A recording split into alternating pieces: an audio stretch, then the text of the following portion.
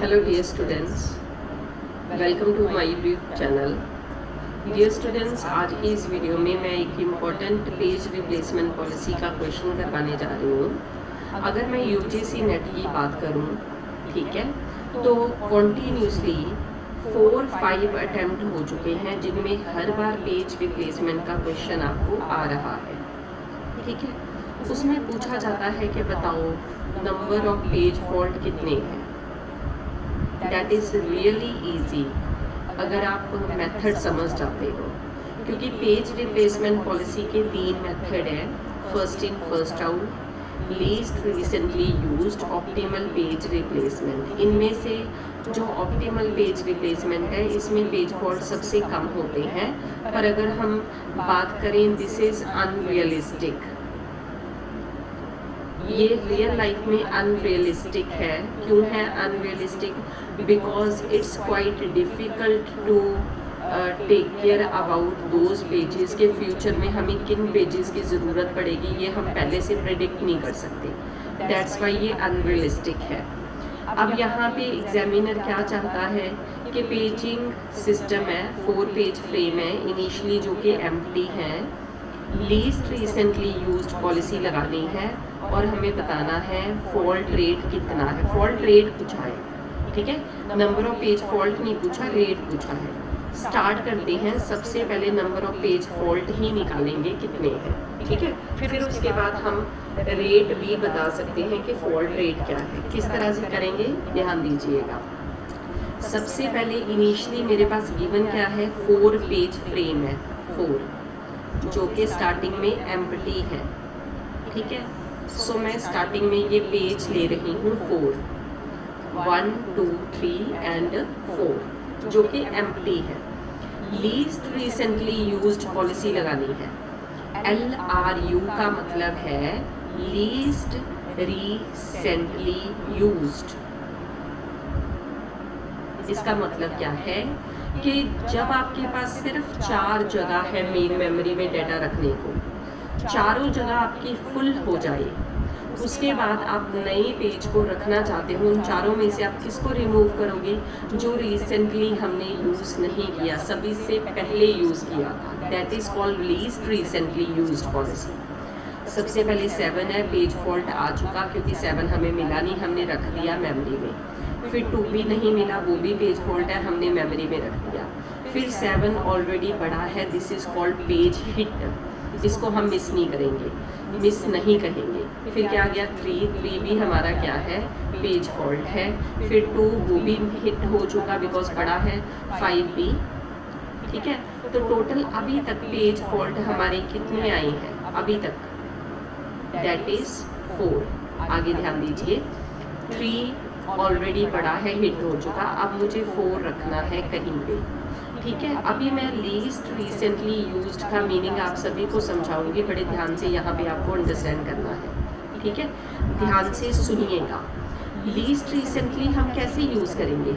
हम 4 से बैक पे देखेंगे, 7 2 3 एंड 5, 3 पड़ा है, 5 पड़ा है, 2 पड़ा है, इन सभी से पहले क्या है जिसको हमने अभी टच नहीं किया? Least recently used. 3 को भी टच किया है, 5 को भी किया है, 2 को भी किया है, 7 को नहीं किया, तो 7 की जगह पे हम 4 रखेंगे। एक और पेज फॉल्ट आ चुका। इसके बाद आया हमारे पास 6। बड़े गौर से देखिएगा मैं कैसे कर रही हूँ, बिकॉज हमें पॉलिसी क्या यूज़ करनी है, लीस्ट रिसेंटली यूज्ड, ठीक है। तो डियर स्टूडेंट, राइट नाउ हमारे पास मेमोरी में क्या कुछ पड़ा है? अभी हमारे पास मेमोरी में 4 2 3 एंड 5 पड़ा है, ठीक है। हमें किसको रिमूव करना है? लीस्ट रिसेंटली यूज्ड को।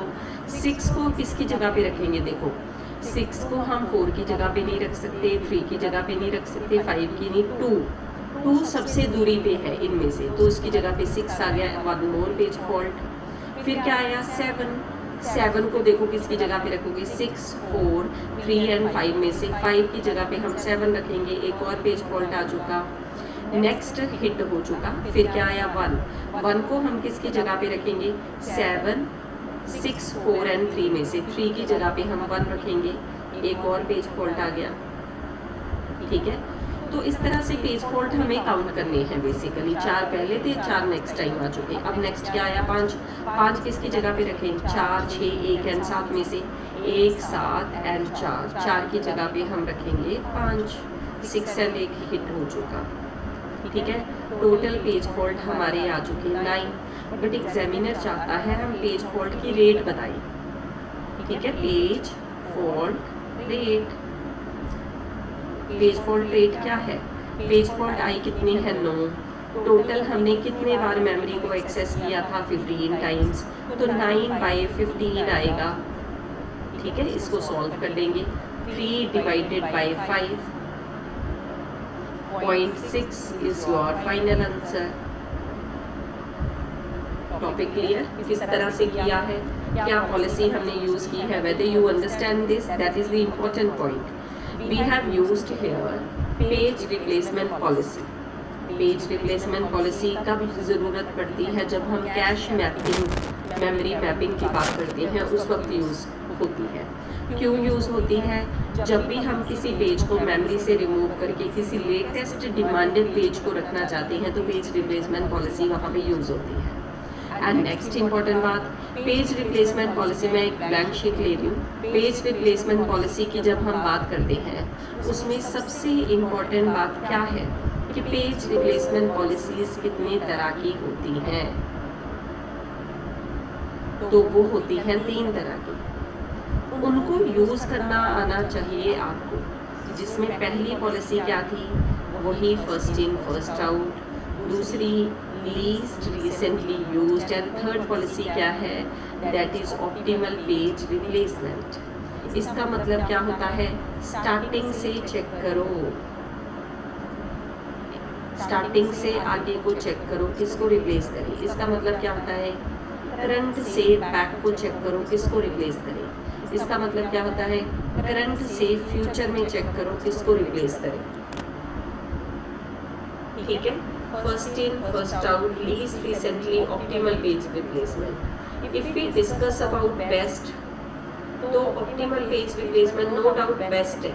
पर अगर हम बात करें दिस इज अनरियलिस्टिक, क्योंकि ये मेथड ये कहता है कि फ्यूचर में जो पेज यूज होगा उसको रिप्लेस मत करो। हमें क्या पता कि फ्यूचर में हम किस पेज को यूज करने जा रहे हैं, क्लियर, ठीक है ना। तो सो वी कांट प्रेडिक्ट कि हम फ्यूचर में इस पेज को यूज करेंगे या फिर इसको नहीं करेंगे, क्लियर, ठीक है। सो इस तरह से इन क्वेश्चन को हमें करना है। एंड यहाँ पे पेज फॉल्ट नहीं पूछा था, पेज फॉल्ट रेट पूछा था। हमने पहले पेज फॉल्ट फाइंड किए जो कि 9 है एंड टोटल कितने बार मेमोरी को एक्सेस किया था? 15 टाइम्स, क्योंकि ये टोटल वैल्यूज 15 है तो डिवाइड बाई कर दिया 9/15, दैट इज 0.6 इज और फाइनल आंसर, ठीक है। सो 9 पेज फॉल्ट आ रहे हैं 15 में से। 15 रेफर थे टोटल, 15 बार हमने मेमोरी में चेक किया, ठीक है।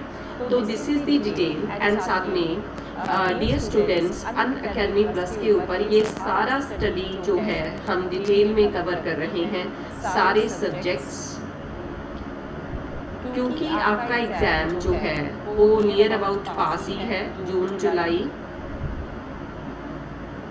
फॉर्म्स आउट है, आप उसको फिल कीजिए। और एग्जाम की प्रोबेबिलिटी आपको भी पता है कि जून का एंड जुलाई की स्टार्टिंग ही है।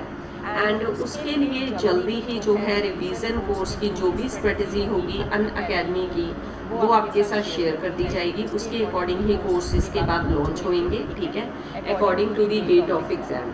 तो revision course MCQs and PYQs के ऊपर जो है हमारा मेन रहता है, इसका बेनिफिट आपको बहुत मिलेगा।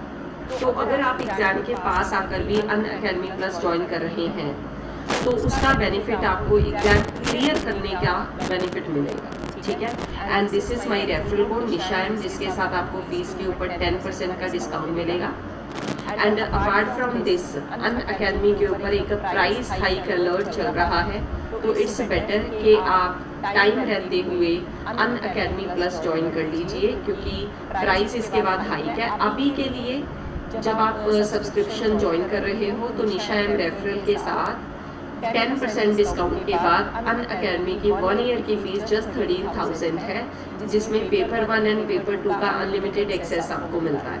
अपार्ट फ्रॉम दिस अनअकैडमी के ऊपर आपका एक PYQs का टेस्ट हो रहा है, प्रीवियस ईयर के क्वेश्चंस का पेपर 1 था। डेफिनेटली उसको भी एनरोल कीजिए, जो कि 21 मई को है 7 PM।